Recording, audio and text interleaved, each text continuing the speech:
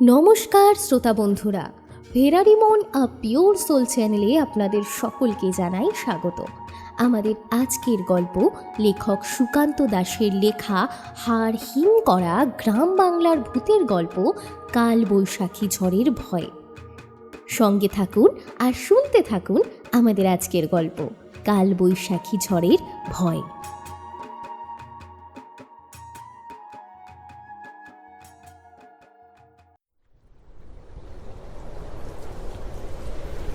জানালার কাছে বিছানার ওপরে বসে বারবারই জানলা খুলছিল গোবিন্দ। যতবারই তার মা তাকে বলে, খবরদার, একদম না, ঘরের জানালা খুলবি না, বাইরে কিন্তু প্রচন্ড ঝড় বৃষ্টি হচ্ছে, এর মাঝে জানলা খুলতে নেই। গোবিন্দর বয়স কম, মাত্র 12 বছর বয়স। এই বয়সে বাচ্চাদের একটা কৌতূহল থাকবে, সেটাই স্বাভাবিক। গোবিন্দ জানালার কাছে বসে বারবার বলতে লাগলো, কেন খুলতে নেই মা, কেন খুলতে নেই? আমাদের বাড়িতে যখন ঝড় বৃষ্টি হয় তখন তো আমরা জানলা খুলি, জানলা খুলে বাইরে দেখি। এখানে বাড়ির পেছনে আমবাগান আছে মা, জানলা খুললে আমবাগান দেখা যাবে। ঝড়ের মধ্যে খুব সুন্দর লাগবে দেখতে মা। গোবিন্দর মুখে একটা হাসি আর অজানা একটা খুশির রেশ দেখা যায়। তবুও গোবিন্দর মা বলে, না বাবু, আমার কথা শোনো, মাসি যখন বলেছে জানলা খুলতে না, তখন জানালা খোলার দরকার নেই। মাত্র একটা রাতের তো ব্যাপার, কালকে তোমার বাবা মাসি সবাই চলে আসবে, আজকের রাতটা কোনোভাবে আমাদের কাটিয়ে দিলেই হলো। গোবিন্দর মুখটা কেমন যেন হয়ে যায়। সে ঢং মেরে দুটো হাত গুজে বিছানার একপাশে বসে। কিন্তু গোবিন্দর মায়েরই বা কী করার আছে? এমন অবস্থার মধ্যে পড়ে তাকে এখানে আসতে হয়েছে।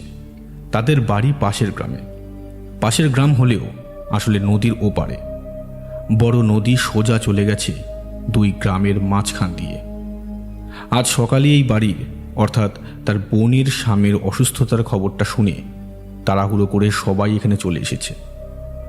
বিকেলের দিকে তার অবস্থা খারাপ হওয়ায় তাকে নিয়ে যাওয়া হয়েছে মফস্বলের এক স্বাস্থ্যকেন্দ্রের কাছে। যাওয়ার আগে বারবার করে সবাই ওদের সাবধানে থাকতে বলে দিয়ে গেছে। এ বাড়িতে পুরুষ মানুষ বলতে তেমন কেউই ছিল না, তাই গোবিন্দর বাবাকে যেতে হয়েছে।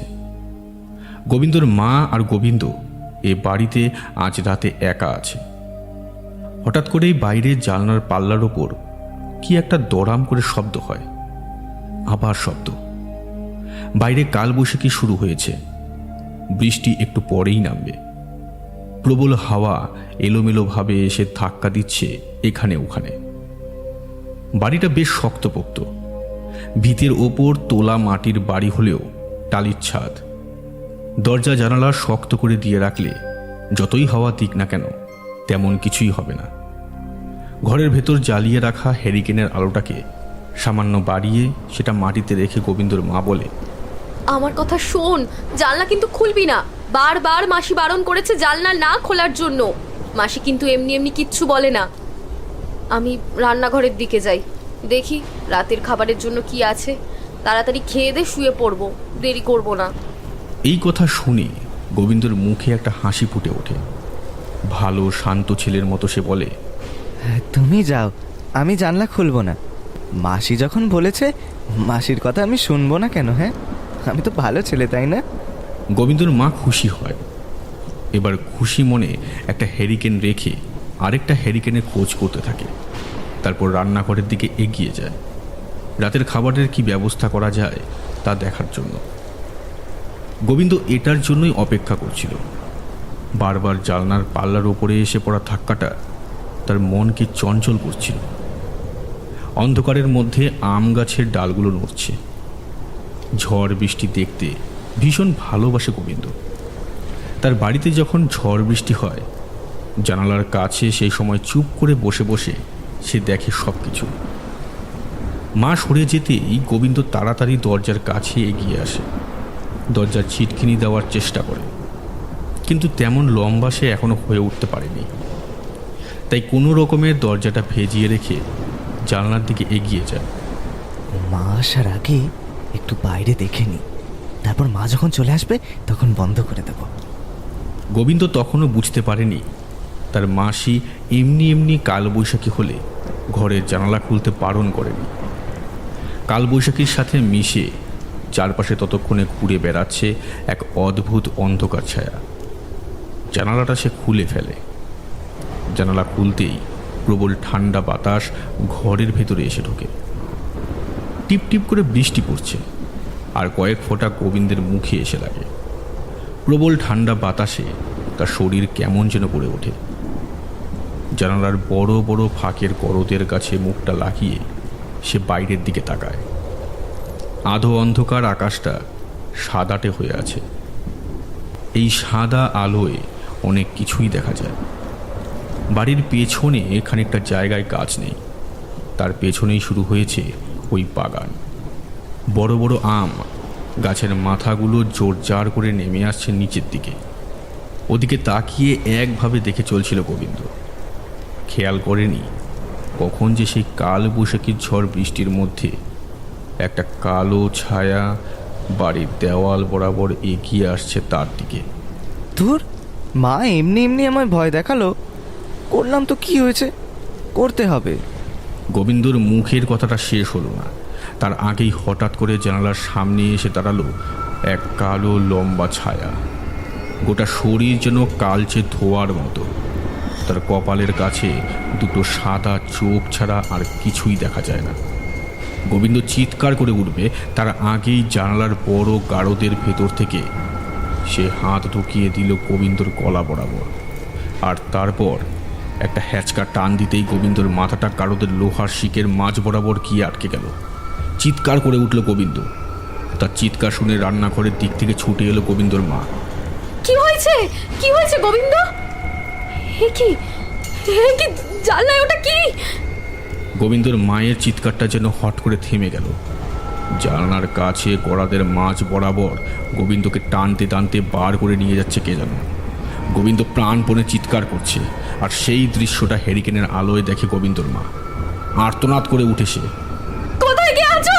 বাঁচাও গো! ছেড়ে দে, ছেড়ে দে বলছি, ছেড়ে দে আমার ছেলেটাকে। তার সঙ্গে সঙ্গে বাইরে থেকে রক্ত জল করা একটা হাসির শব্দ শোনা গেল। তারপরে গোবিন্দকে আরেকবার হ্যাচকা টান দিতেই গোবিন্দর গড়াদের কাছে ঝুলে থাকা দেহটা থেকে মাথাটা ছিঁড়ে বাইরে চলে গেল।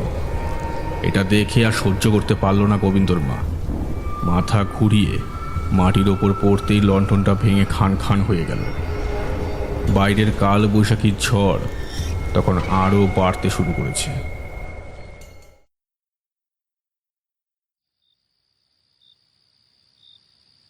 পাথরের মতো দাঁড়িয়েছিল হরিহর। শেষ রাত্রের দিকে বাড়িতে ফিরে এসেছিল সে। তার মনটা কেমন কু ডাকছিল। তাই ওই দিকে ভাইরা ভাই সামান্য সুস্থ বোধ করতেই সে নিজে বেরিয়ে পড়ে। স্বাস্থ্যকেন্দ্র থেকে এই পথে আসার জন্য তেমন কিছুই পাওয়া যায় না। যে ভ্যানে করে নিয়ে গিয়েছিল সেই ভ্যানওয়ালার সঙ্গে ফিরে আসে। গ্রামে ঢুকতেই সে বুঝতে পেরেছিল প্রচণ্ড বৃষ্টি আর কালবৈশাখী হয়েছে। আবার কাল বৈশাখী হয়েছে? আমাদের গ্রামে কাল বৈশাখী হলেই বুঝলেন দাদাবাবু, বড় ভয় ভয় থাকতে হয়। কিছুতেই জানলা খোলা যায় না। কেন রে, কাল বৈশাখী হলে জানলা খোলা যাবে না কেন? আপনি আসল কথা জানেন না, তাই বলছেন দাদাবাবু।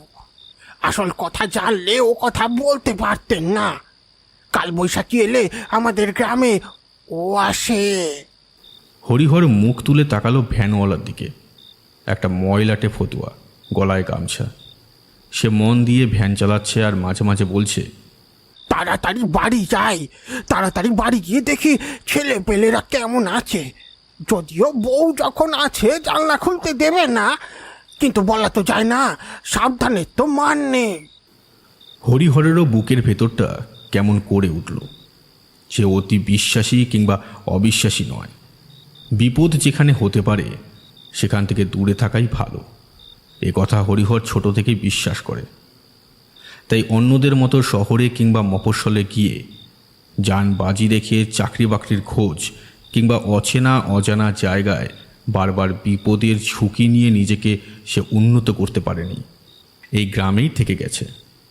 দুটো পুকুর আর খানিকটা জমি নিয়ে ভাগ চাষিদের দিয়ে চাষ করিয়ে 2 পয়সার মুখ দেখেছে। কিন্তু এই গ্রামের বাড়িতে তার বউ এবং গোবিন্দ রয়েছে। কথাটা মনে হতেই হরিহর কেঁপে উঠল। হ্যাঁ রে, যদি কালবৈশাখীর সময় কেউ জানলা খোলে তাহলে কি হয়?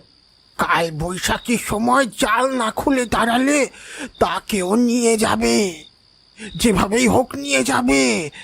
আমাদের গ্রামে কতবার এমন হয়েছে। তারপর এখন কাল বৈশাখীর সময় কেউ জানলা খোলা রাখে না, ঘরের দরজা পর্যন্ত খোলা রাখে না। আমার ছেলেটা যে ঝড় বৃষ্টি হলেই জানলার কাছে গিয়ে দাঁড়াবে। তাড়াতাড়ি চল, তাড়াতাড়ি চল দেখিনি।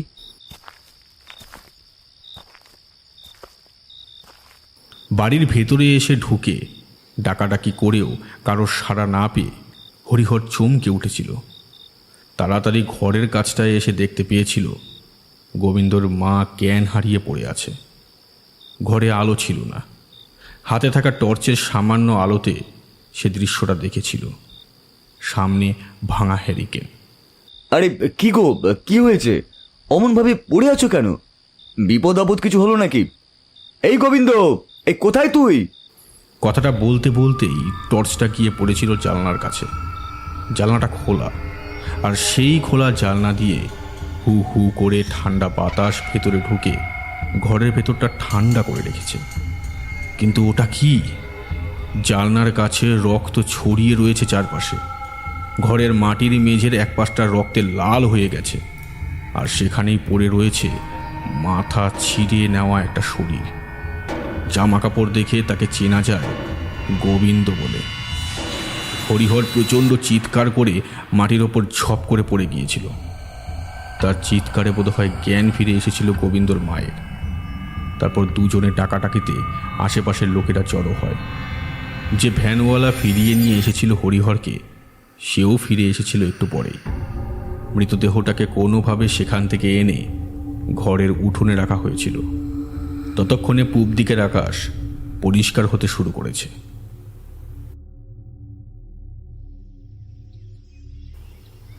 ভিড়ের মধ্যে থেকে বয়স্ক নবারুণ হালদার বাইরে বেরিয়ে এলেন। হরিহরের কাঁধে একটা হাত রেখে বললেন, আমার কথা শোনো বাবা, তোমরা এখানে থেকো না। ছেলেকে কোনোভাবে দাহ করে এই গ্রাম ছেড়ে তোমাদের গ্রামে চলে যাও। আমাদের যা হওয়ার তা তো হয়েই গেছে। এখন আমরা গ্রাম ছেড়ে গিয়ে করবই বা কি? আমার ছেলের দেহটা আমায় নিজের হাতেই পোড়াতে হবে। আমাদের এই গ্রামে এমন অনেক হয়েছে হরিহর। তারপর থেকেই বর্ষার সময় আমরা বড় ভয়ে ভয়ে থাকি। গ্রীষ্ম বর্ষা দুই ঋতুতেই কেমন কালবৈশাখী হয়, আর কালবৈশাখী হলেই ও আসে। আমি ওকে দেখেছি, আমি ওকে দেখেছি। গোবিন্দর মাথাটা ধরে গোড়াদের মাঝখান দিয়ে টানছিল। গোবিন্দটা আমার যন্ত্রণায় চিৎকার করছিল।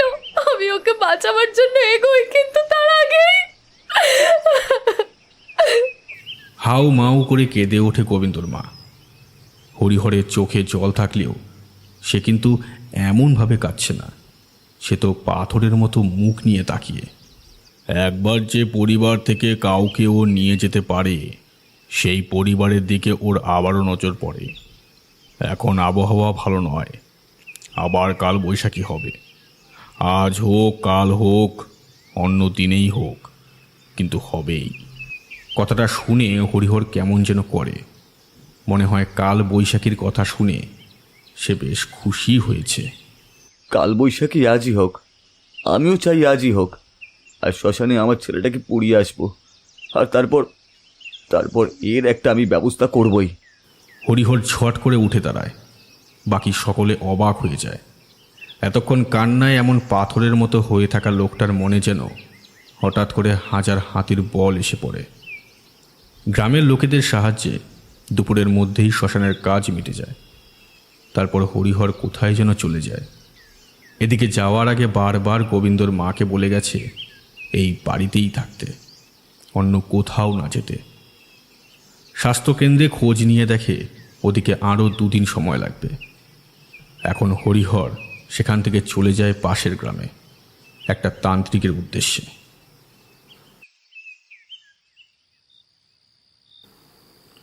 হরিহর যখন ফিরে আসে তখন প্রায় বিকেল পেরিয়ে গেছে। সে বাড়িতে ঢুকতেই গোবিন্দর মা চমকে ওঠে। কোথায় ছিলে তুমি সারাদিন? আমি একা একা ঘরে বসে ভাবছি। শোনো না, আজ রাতে আবার জল বৃষ্টি হবে, আবার কাল বৈশাখী হবে।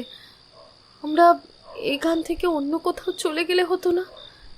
গ্রামের অনেকেই এসেছিল, বিশেষ করে মেয়ে মানুষেরা এসে আমায় বারবার সাবধান করে দিয়ে গেছে।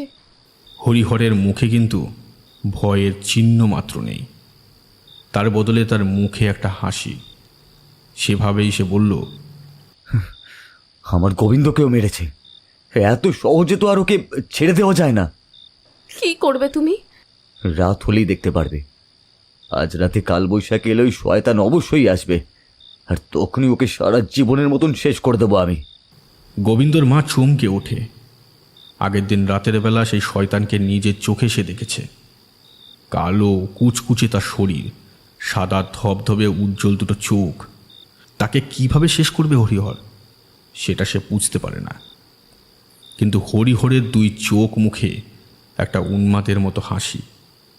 তাকে আর খাটাতে ইচ্ছে করে না গোবিন্দর মায়ের। কোনো মতে খানিকটা মুখে খাবার তোলে গোবিন্দর মা।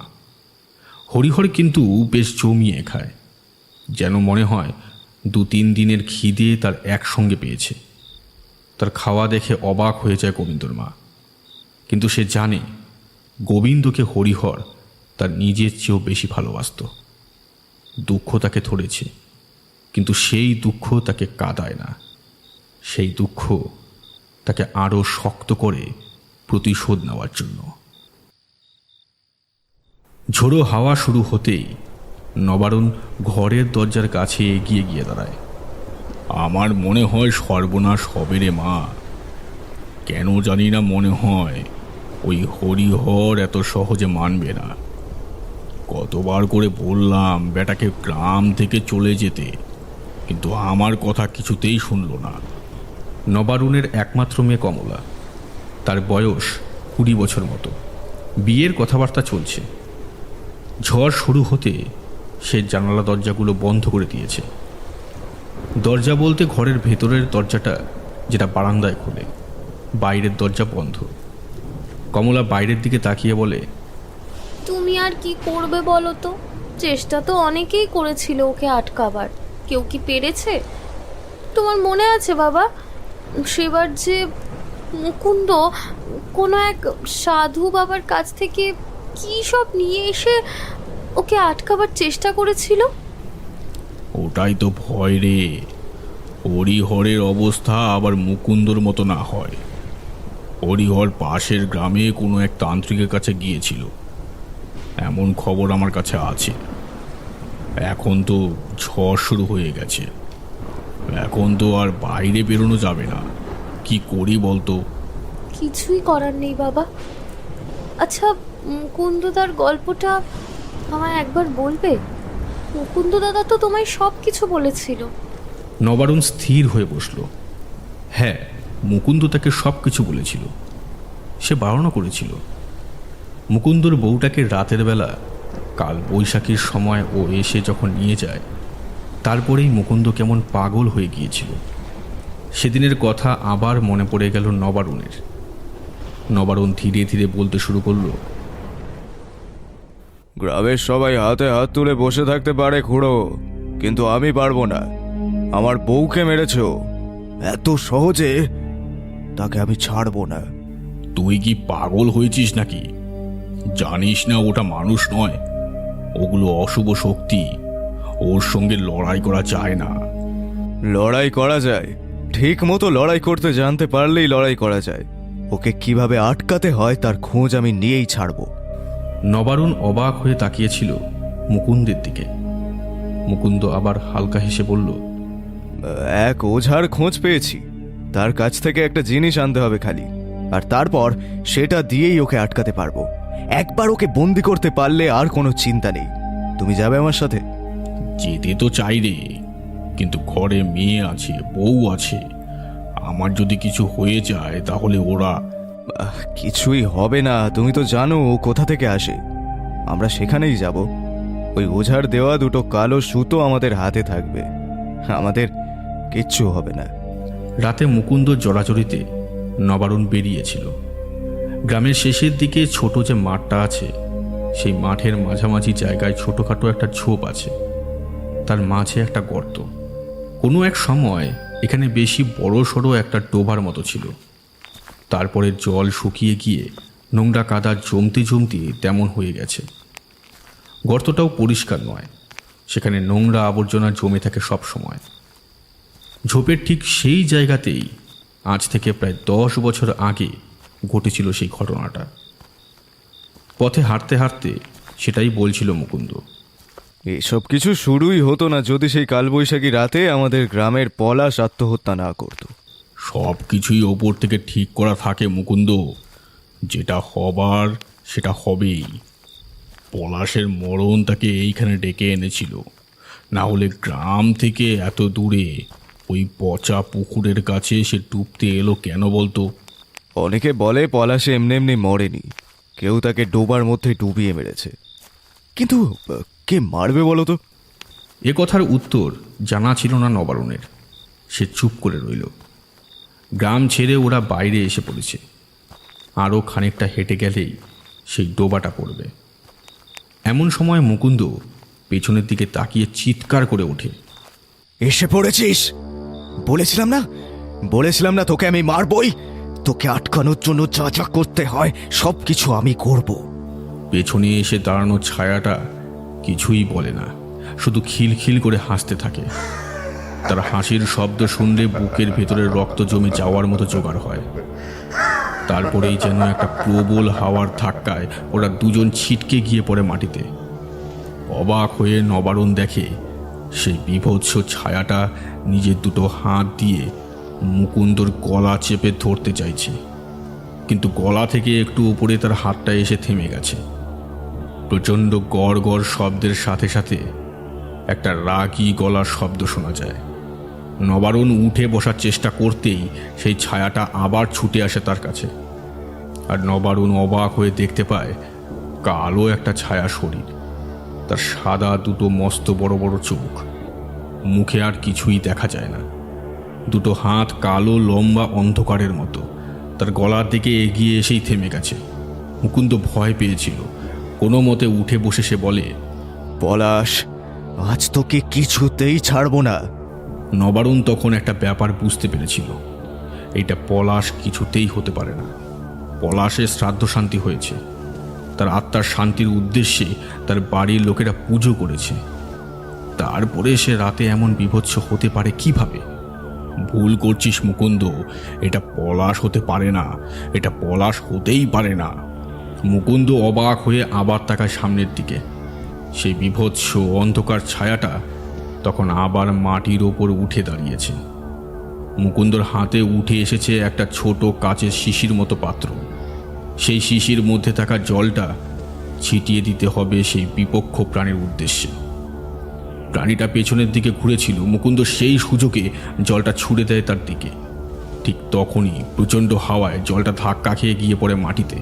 সঙ্গে সঙ্গে মাটির উপরে দপদপ করে খানিকটা জায়গায় আগুন জ্বলে উঠেই আবার নিভে যায়। মুকুন্দ ছুটে যায়, তাড়াতাড়ি গিয়ে সেই জলটাকে আবার তোলার চেষ্টা করে, কিন্তু ততক্ষণে শিশি খালি হয়ে গেছে। ওরা সেখানে দাঁড়ায় না, সেখান থেকে ফিরে আসে। সেই রাতে অনেকবার সেই ছায়া ওদের ভয় দেখাবার চেষ্টা করেছিল, কিন্তু কিছুই করতে পারেনি। নবারুণ একটানা কথাগুলো বলে চুপ করতেই এবার কমলা বলে উঠল, তাহলে মুকুন্দ দাদা কিভাবে মারা গিয়েছিল বাবা? সপ্তাহ খানেকের মধ্যে একদিন কাল বৈশাখীর ঝড়ে রাতের বেলা মুকুন্দকে আর দেখা যায় না। কয়েকদিন পরে তার দেহ পড়েছিল ওই ডোবার জলের মধ্যে।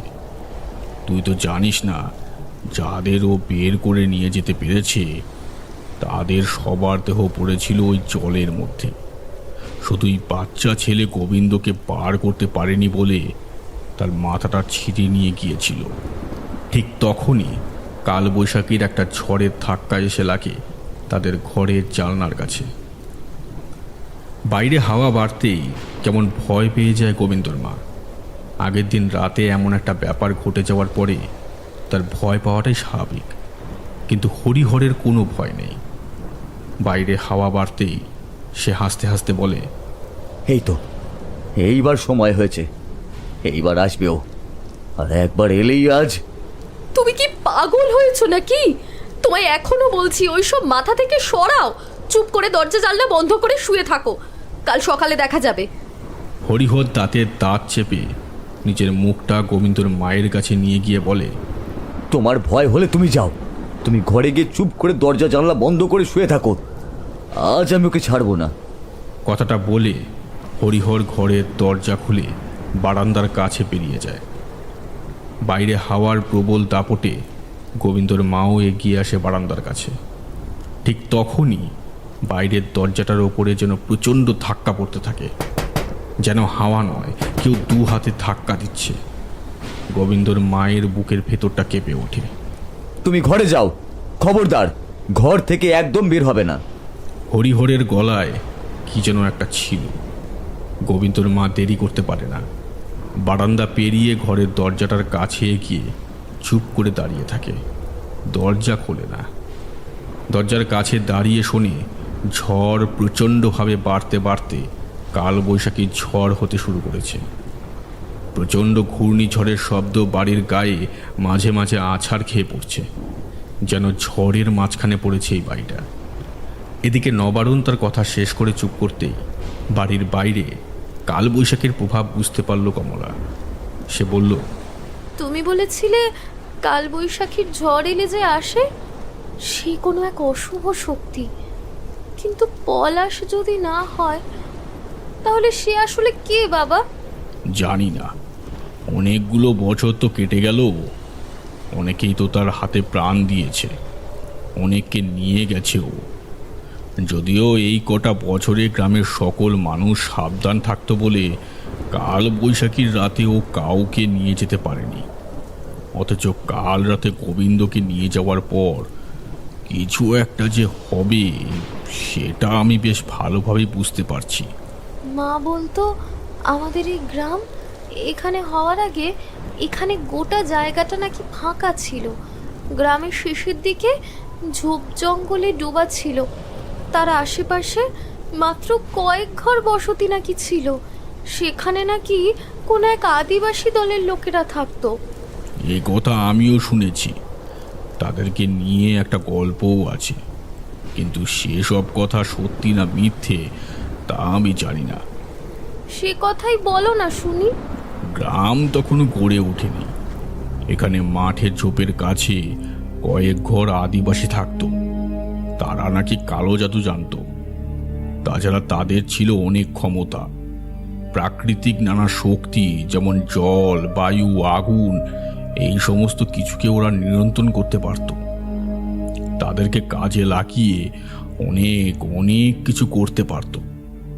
এক কথায় বলা যায় তাদের কাছে যে ক্ষমতা ছিল সে ক্ষমতা সবার কাছে ছিল না। তখন আশেপাশে কোনো গ্রাম গড়ে ওঠেনি। নদীর ওপারে ছিল একটা মাত্র গ্রাম। সে গ্রাম থেকে মাঝে মাঝেই গ্রামের লোকেরা ওই আদিবাসীদের কাছে আসতো এটা ওটা নিয়ে। কারোর কোনো বিপদ হলে বা কেউ কোনো সমস্যায় পড়লে সেই সমস্যা সমাধানের জন্য ওরা উপায় বাতলে দিত। এর বদলে ওরা কিন্তু কোনো টাকা পয়সা নিত না। খুশি হয়ে যে যা হাতে করে নিয়ে আসতো তাতেই ওরা খুশি হতো। আদিবাসীদের দলটা ছোট হলেও তাদের দলের একজন প্রধান সর্দার ছিল। সেই সর্দার একদিন ঠিক করলো, আমাদের সাহায্যে গ্রামের লোকেরা তাদের সব সমস্যার সমাধান করে নিচ্ছে, কিন্তু আমরা তো আগের মতোই গরু রয়ে গেলাম রে। কি খেতে পাচ্ছি আমরা? এইটুকু মাটিতে চাষবাস করেই আমাদেরকে খেতে হচ্ছে। আমাদের নিজেদের জন্য কিছু একটা করতেই হবে। কিন্তু সর্দার, ও ক্ষমতা আমরা পেয়েছি আমান দেবতার কাছ থেকে।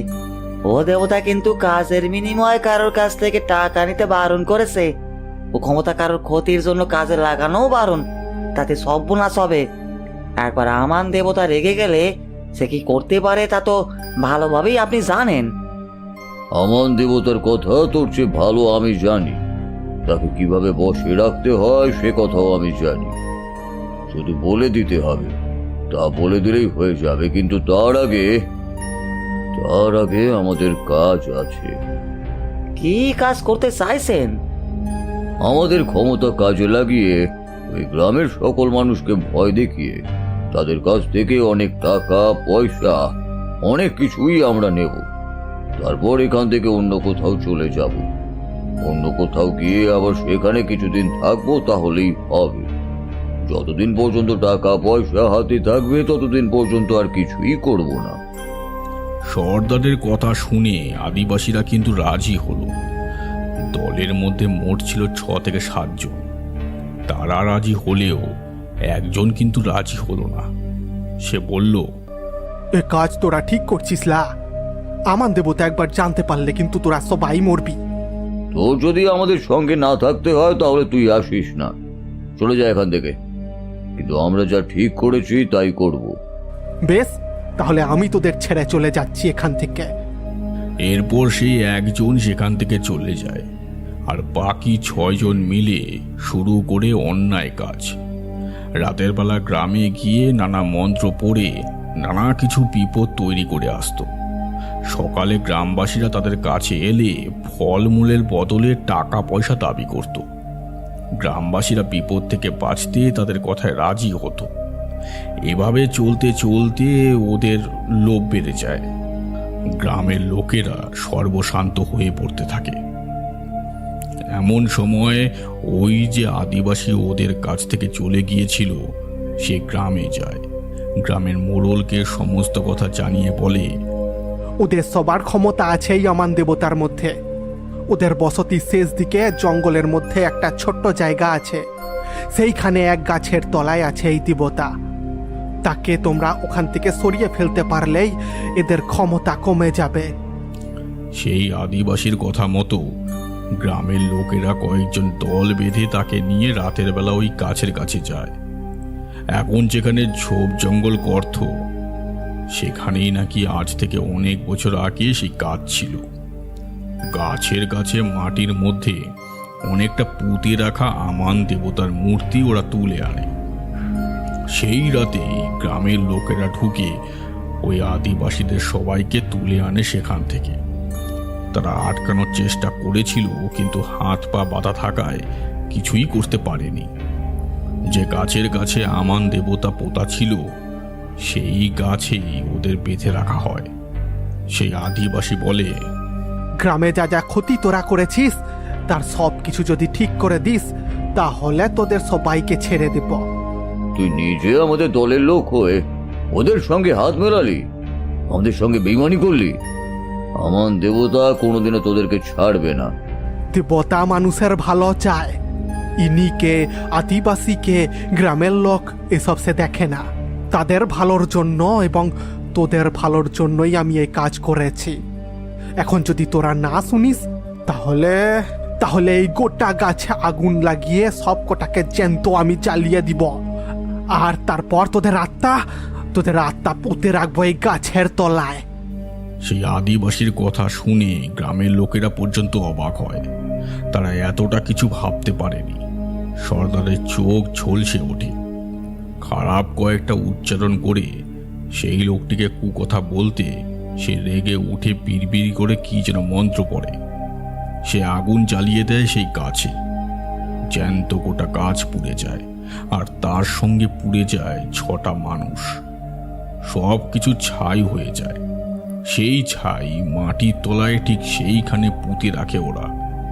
আর তার পাশেই মাটির তলায় পুঁতে রাখে সে আমান দেবতাকে। সেই ডোবার কাছে কি সেই গাছ ছিল? গল্প আমাদের গ্রাম এবং পাশের গ্রামের অতি প্রাচীন লোকেদের কাছ থেকে শোনা। তবুও কিছু তো ব্যাপার আছে, না হলে একই গল্প এতজনের কাছ থেকে শুনবো কেন? আমার মনে হয় কাল বৈশাখী হলে যে আসে সে সাধারণ কোনো প্রেতাত্মা নয়, সে অন্য কিছু, এমন কিছু যার ক্ষমতা অনেক বেশি। কমলা অবাক হয়ে তাকিয়ে থাকে বাবার দিকে। তার চোখের কাজটা কেমন যেন উজ্জ্বল হয়ে এসেছে। বাইরে উপস্থিতিটা অনুভব করতে পেরেই হরিহর কেমন যেন ক্ষেপে যায়। ঘরের দরজাটা টান মেরে খুলে ফেলে। ততক্ষণে অবশ্য ঘরের ভেতরের দরজাটা বাইরে থেকে ছিকল দিয়ে দিয়েছে। যাতে ঘর থেকে বাইরে বেরোতে না পারে গোবিন্দর মা। ঠান্ডা হাওয়া এসে ধাক্কা দেয় হরিহরের গায়ে। সে বারান্দার কাছে নামতে নামতে চিৎকার করে বলে, দেখি কি হয়। কার এত ক্ষমতা আছে যে আমায় মারবে? ওর এত ক্ষমতা যে আমার ছেলেটাকে মেরেছিল। এত বেশি হাওয়ায় কাউকে দেখতে পাওয়া যায় না। বারান্দা পেরিয়ে উঠোনের কাছে এসে চারপাশে প্রবল ধুলোর ঝড়ের মধ্যে পড়ে সে যেন ভ্যাবাচাকা খেয়ে যায়। হাতে ধরে রাখা আছে সেই জিনিসটা, একটা মন্ত্র ভজালি ছুরি। আঘাত করলে তা লাগতে বাধ্য। যদিও তাকে আঘাত করার সময় বিড়বিড় করে একটা মন্ত্র উচ্চারণ করতে হবে। তাছাড়া ছুরিটা দিয়ে একবার মাত্র আঘাত করা যাবে অশুভ শক্তিকে। হরিহর ছুরিটাকে হাতে ধরেই উঠোনের মাঝে ঘুরতে লাগলো। সে ভেবেছিল সে বাইরে বেরোলেই ও আসবে, কিন্তু এলো না। এদিকে প্রচণ্ড ভয় পেয়েছিল গোবিন্দর মা। একেতেই গোবিন্দকে হারিয়েছে, তার উপর হরিহর এরকম পাগলের মতো কাজ করছে। ঘরের ভেতর ঢুকতেই বাইরে ছিগল পড়ার শব্দ পেয়ে সে ছুটে গিয়েছিল দরজার কাছে। বারবার ধাক্কা দিয়ে চিৎকার করে বলেছিল, দরজা খুলে দাও, খুলে দাও, না হলে কিন্তু আমি জানলা খুলে রাখবো। এগিয়ে এসেছিল বলে তার চিৎকার শুনতে পায়নি হরিহর। কিছুক্ষণ ধাক্কাধাক্কির পর মাটির ওপর বসে এক দফা কান্নাকাটি করে। তারপর আস্তে আস্তে এগিয়ে যায় জানলাটার কাছে। পাল্লা দুটো সশব্দে আহ্বান করে চলেছে তাকে, বারবার বলছে তাকে স্পর্শ করতে। এক টানে জানলা খুলে ফেলে। বাইরে থাকা ঠান্ডা বাতাস ঘরের ভেতর ঢুকতে থাকে।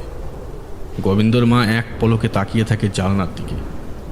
বারবার মনে হয় বাইরে যেন কে একটা দাঁড়িয়ে আছে, ঠিক জানলার কাছে হাত রেখে দাঁড়িয়ে আছে। সামনে গেলেই তাকে দেখা যাবে।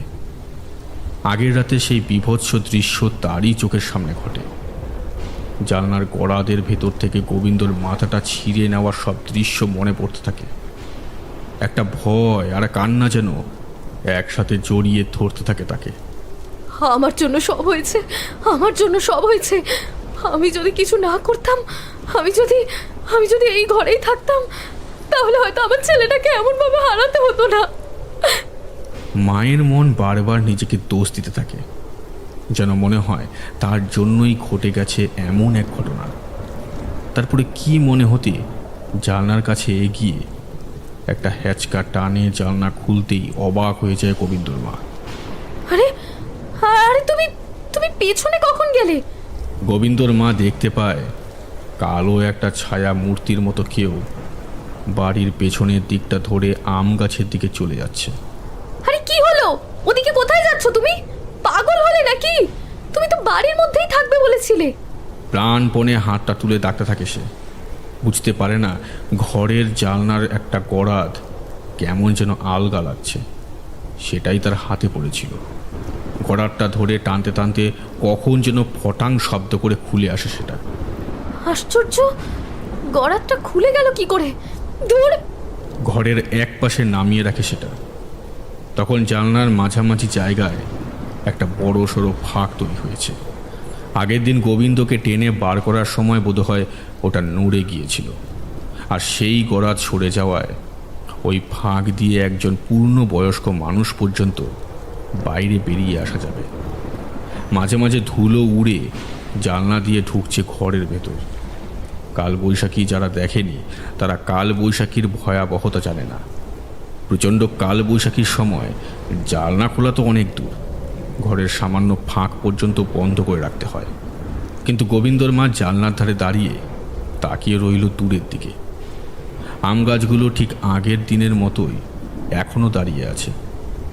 হঠাৎ করেই সামনে দেখতে পাওয়া সেই ছায়াটা কোথায় যেন অন্ধকারে মিলিয়ে গেল। গোবিন্দর মা জানলার পাল্লার ওপর হাত রেখে সেটা বন্ধ করতে যাবে, এমন সময় বাইরে থেকে কালো একটা হাত এসে খপ করে ধরল তার হাতটাকে।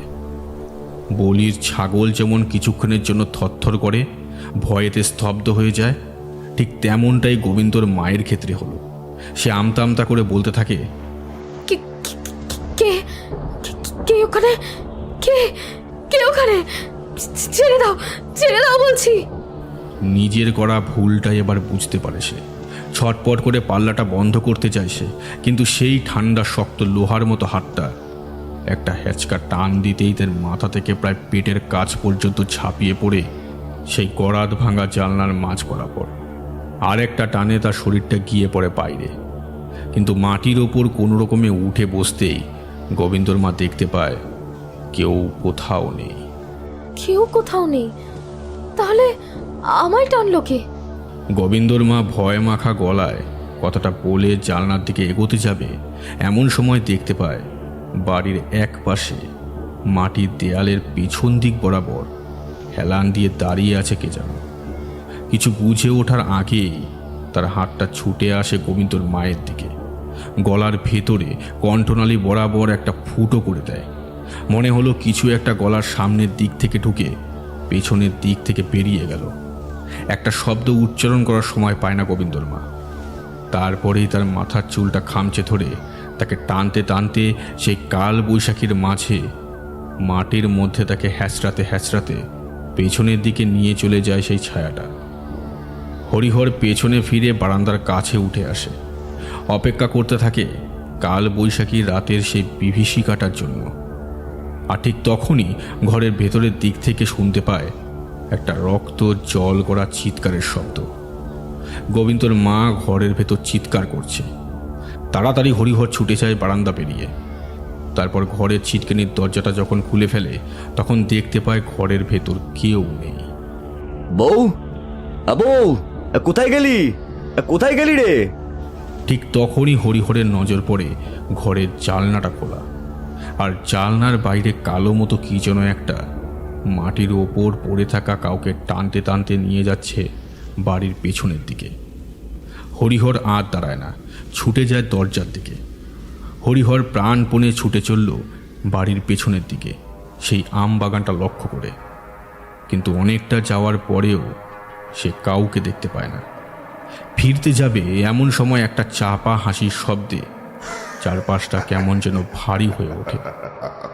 হরিহর চিৎকার করে বলে ওঠে, সাহস থাকলে আমার সামনে আয়, সামনে আয় বলছি। সাহস করে সেই ছায়াটা সামনে আসে, হরিহরের থেকে মাত্র কয়েক পা দূরে। সে স্তব্ধ হয়ে যায় মুহূর্তের জন্য।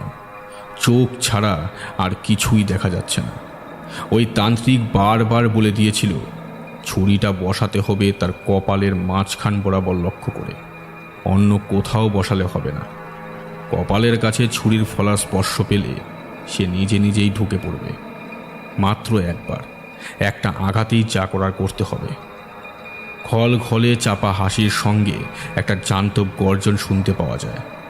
হরিহর এক পা করে পিছনে সরতে সরতে একটা আম গাছের কাছে ধাক্কা খেয়ে হঠাৎ করে ঘুরে দাঁড়ায়। মুখে একটা অসভ্য শব্দ উচ্চারণ করে ছুরিটা ধরে ঝাঁপিয়ে পড়ে তার দুই চোখের ঠিক মাঝখান বরাবর। আরেকটু হলেই হরিহর নিজের কাজ করে ফেলেছিল, কিন্তু প্রচণ্ড হাওয়ার ধাক্কায় তাকে সামান্য সরিয়ে দিতেই ছুরিটা বাতাস ভেদ করে যায় সেই বিভৎস মূর্তির মাথা থেকে খানিকটা দূর লক্ষ্য করে। তারপরেই হরিহরের হাত থেকে ছুরিটা প্রচণ্ড গরম হয়ে মাটিতে পড়ে যায়। কল কল করে হেসে ওঠে সেই ছায়া মূর্তিটি। হরিহর বুঝতে পারে বিপদ এসেছে। সে পেছনে ঘুরে ছুটতে শুরু করে বাড়িটা লক্ষ্য করে। বাঁচাও, কে কে কে কোথায় আছো? বাঁচাও, বাঁচাও আমায়। সেই হাসির শব্দটা হরিহরের পিছু পিছু বাড়ির চৌহদ্দির কাছ পর্যন্ত এসে হঠাৎ করে থেমে যায়। হরিহর বাড়ির চৌহদ্দির কাছে এসে পড়েছিল, ঢুকতে যাবে এমন সময় পায়ের কাছে একটা অদ্ভুত কিছুর খোঁচা খেয়ে মাটির ওপর গিয়ে পড়ে। মাটির ওপর ঠিক সেইখানে কয়েকটা কাটা গাছের শেকড় গজিয়েছিল, সেগুলো ছুরির ফলার মতো বেরিয়েছিল। হরিহর ছিটকে গিয়ে পড়তেই তার বুক পেট বরাবর সেই শিকড়গুলো ঢুকে যায়। একটা ধারালো শেকড় তার কপালের ঠিক মাঝখান বরাবর ঢুকে গিয়েছিল, কিন্তু খুলি পর্যন্ত পৌঁছতে পারেনি। রক্তে ভেসে যাওয়া হরিহরের দেহটা পড়ে থাকে বাড়ির বাইরে চৌহদ্দির কাছে। কালবৈশাখী গোটা গ্রাম জুড়ে ঘুরে বেড়াচ্ছিল তখন।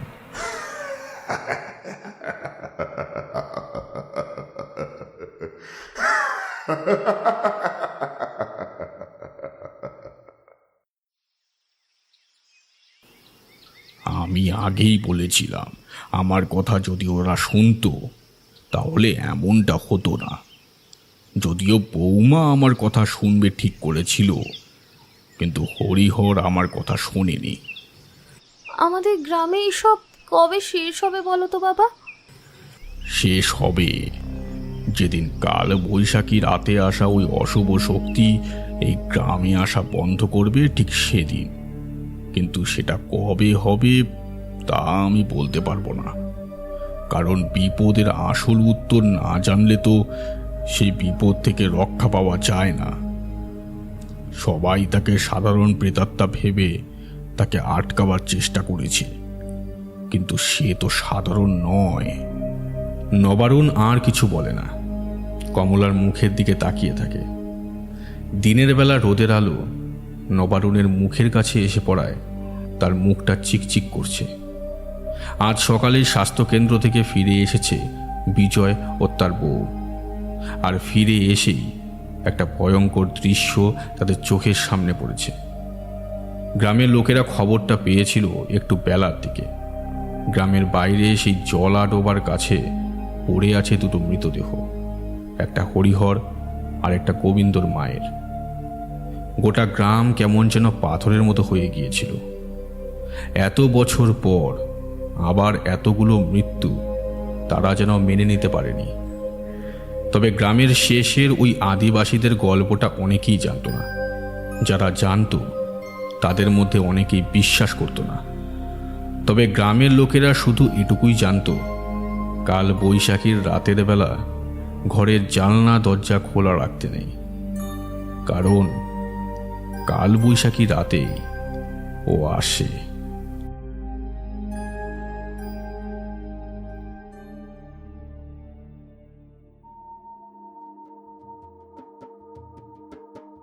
এতক্ষণ শুনছিলেন লেখক সুকান্ত দাশের লেখা হাড় হিম করা গ্রাম বাংলার ভূতের গল্প কাল বৈশাখী ঝড়ের ভয়।